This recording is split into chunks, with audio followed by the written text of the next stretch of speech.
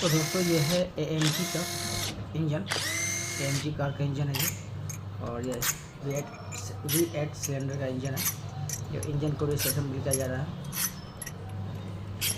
ये सारा प्रोसेस है ये इंजन को डिसअसेंबल करने का। सारे बोल्ट्स ओपन, ऊपर का ओपन हो गया और ये पूरा ब्लॉक्स हेड्स सारा ओपन करते हैं। पिस्टन सिलेंडर के साथ 4, 5, 6, 7, 8 सिलेंडर का है ये इंजन।